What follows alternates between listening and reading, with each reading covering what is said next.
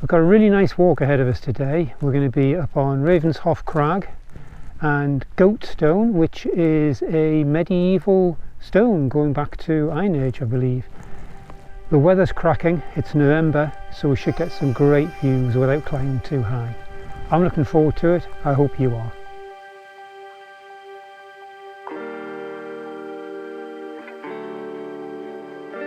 We started Wark, heading south along the River Tyne, before heading across the fields to Allgood Farm. Heading west we come to Ravensheugh Crags and the Bronze Age Goatstones. On our return walk we have some great views and cross Wark's Burn before reaching Wark and the conclusion of the walk. We're starting today's walk from the very picturesque village of Wark, spelled W-A-R-K but pronounced locally as Wark.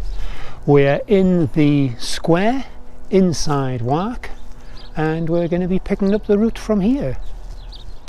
We're just starting to pull out of Wark and picking up the path down the side of the road.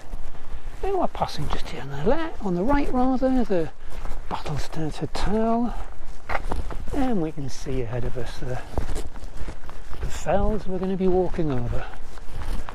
So looking forward to this one. It's November, end of November, just going into December. It's a really fresh morning, so should be a good walk ahead of us.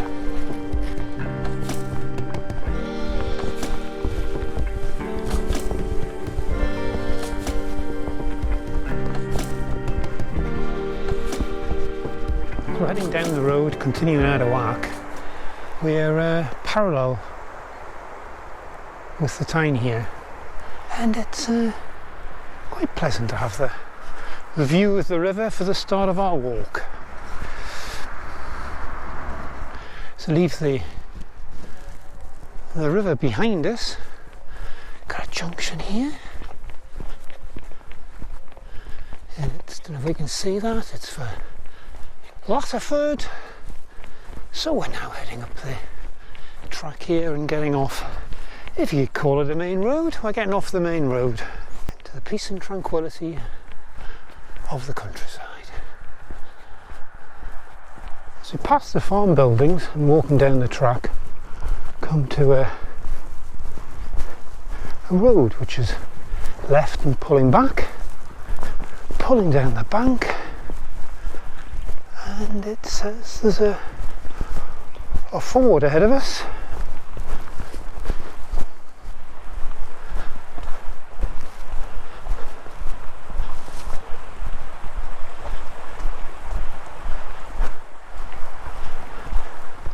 As we come up from the ford, we come up to here to Latterdoors, and the path itself is signed just before this cottage here on the right. So we're going to be heading over the wall, and the signage says, I don't know if I can read that, Conshield, half a mile. Just heading up the path here. Once we leave Conshield, we follow the track 50 metres, and there's a sharp left in the road. And we need to head off road again. And ahead of us here, let's have a look. There we go, we've got two signs. We need to take the bridle way up to the left. Only just come up from the farm, just down in the valley there. You can see the trees, and slightly to the right you can see the mist just sitting in the valley. It's a beautiful time of year to be walking. The air is so clear.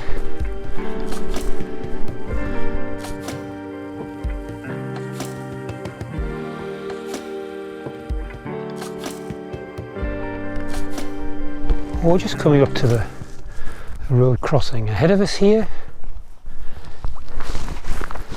If we have a look at the map in the top right, we can see where we are. Only at 260 metres. But what a view!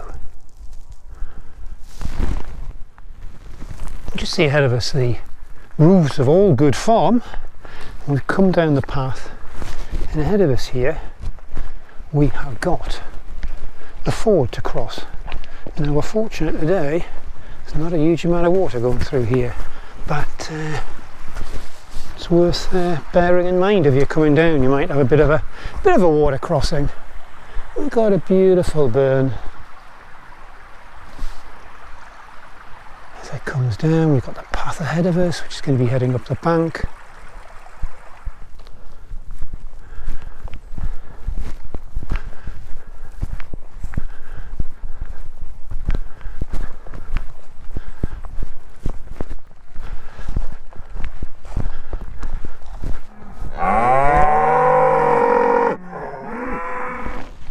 Ahead of us here we've got Ravensheugh Crag, so let's go and have a look and see what the view's like from the top.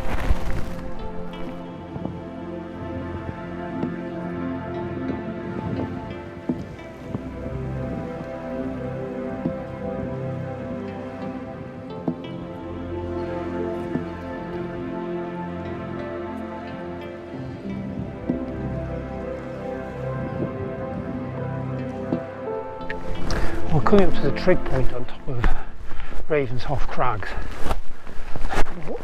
What a tremendous point it is.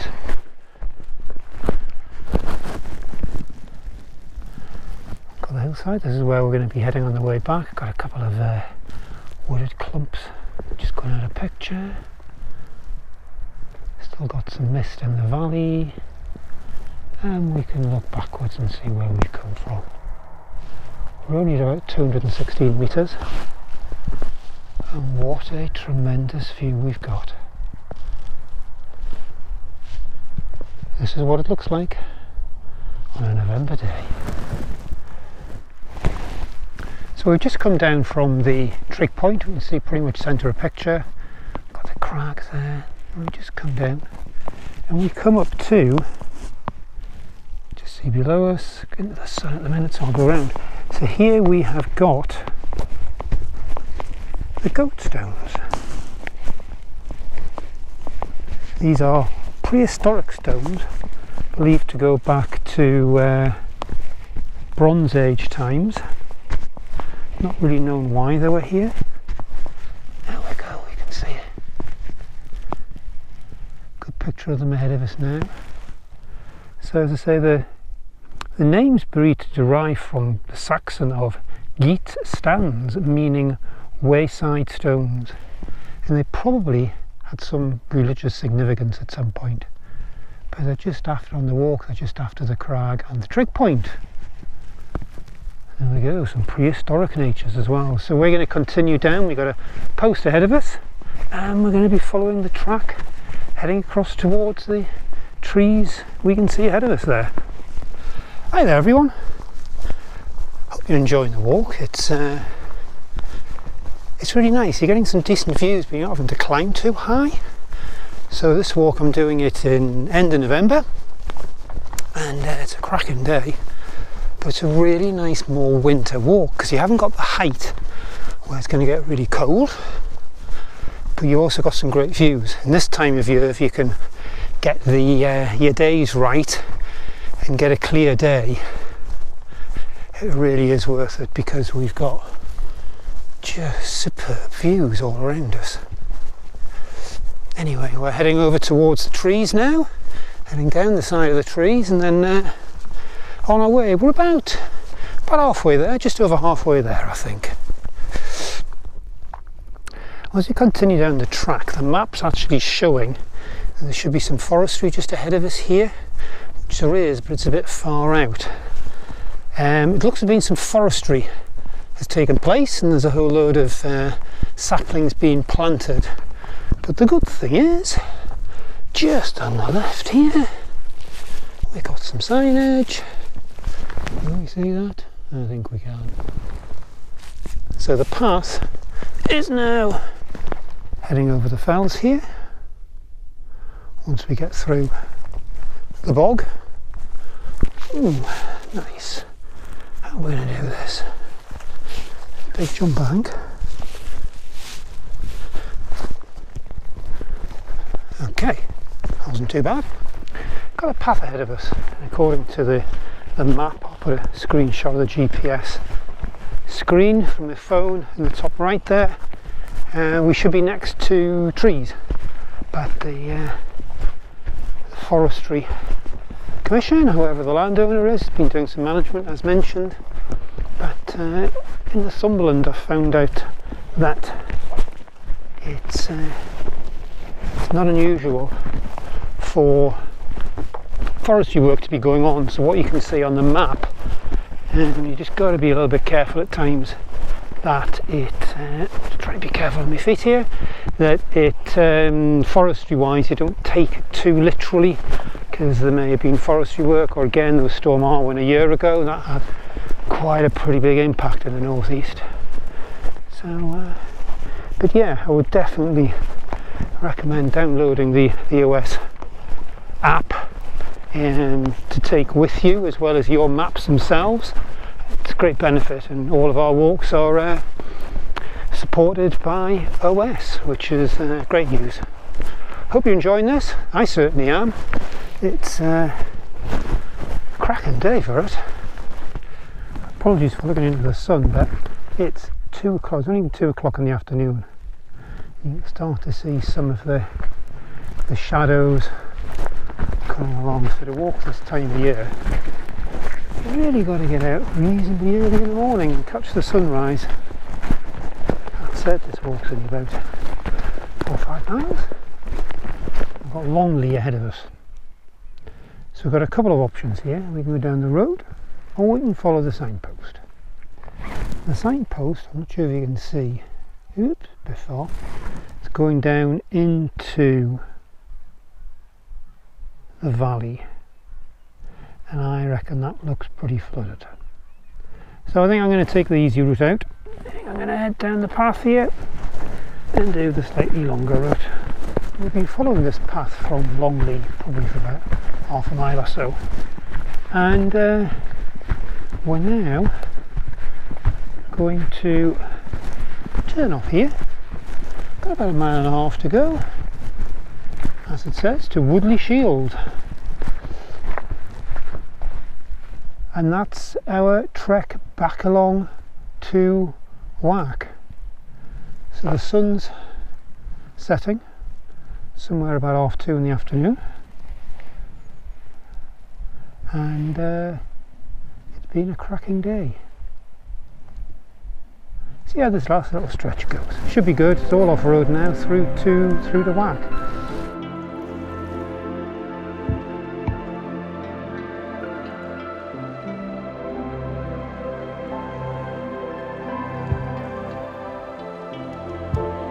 Well, we can just see Wark sitting there in the valley. And it's about 3 o'clock in the afternoon. The sun's just going down on the end of what's been a great day. Look at that scenery.